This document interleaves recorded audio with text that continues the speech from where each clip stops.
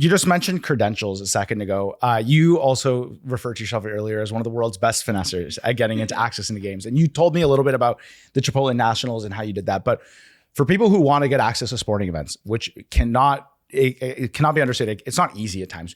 But what's your process when there's an event you want to go to and shoot that you may not have an initial connection to? How do you kind of work your way through the hoops in order to make sure you get in through the door? Yeah. So I primarily work in sports, but I also do some in the music industry. So I work at like music festivals. And there was one about a year and a half ago. I wasn't even a photographer at the time. I was just doing like social content. And I really want to work at this one. It was in South Carolina. It was the first one. It was called Voyage Music Festival. So it was like Khalid and Bryce Vine and two friends and all of that. And so I found the owner of the music festival on LinkedIn. I sent him a LinkedIn message and I was like, hey, can we hop on a call? I'd love to help you with X, Y, and Z. And so hopped on a call. He's like, yep, let's do it. It was, a few weeks away. And so we're leading up to it. And he's like, well, what, do you want to do? And I'm like, oh, I want to interview all the artists. I want to do this and that. I had no idea what I'm doing. Like, why am I interviewing Khalid? Like, who do I think I am? Right. But I was like, it also forces you to be in like situations where you're uncomfortable and it forces you to get better. Right. And so, yeah, I reached out to him on LinkedIn and I led with value. Right. So I didn't just DM him and say, hey, I want to come, work at your event. I already had a pitch. Right. So because they get DMs, they get emails all the time. So I will go on Canva, create a little one pager and say, hey, here's what I've seen from stuff in the past. Here's how I could help. Here's some ideas. And yes, you have the risk of them like stealing your ideas and not hiring you, but you're like, whatever. So you're always leading with value, what we keep on talking about. And so it's not just a little cold message, one-liner. I already kind of have a plan in place. So maybe it takes a lot more time, putting it together and it might not always pan through. But yeah, I feel like just leading with value is a way that I am almost always able to get credentialed, whether it's sports or music or whatever it is. That is like the ethos of like every YouTube video I've ever made on like how to work in this industry. It's like you need to lead with like this is an industry where if you scratch if I'll scratch your back if you scratch mine.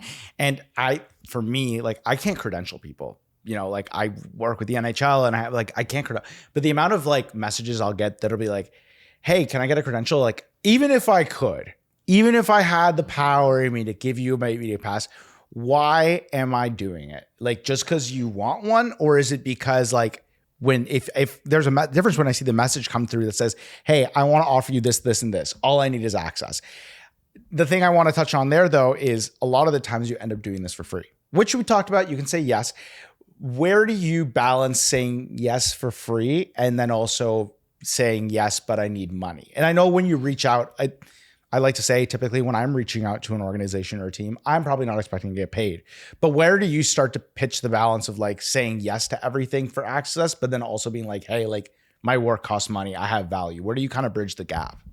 I think it depends on two things. One, if it's something, so like the one in South Carolina, I just loved all the artists and I really wanted the opportunity. And so I was like, hey, if you cover all my expenses, I will do it for free, right? And totally okay with that because I had such a fun time.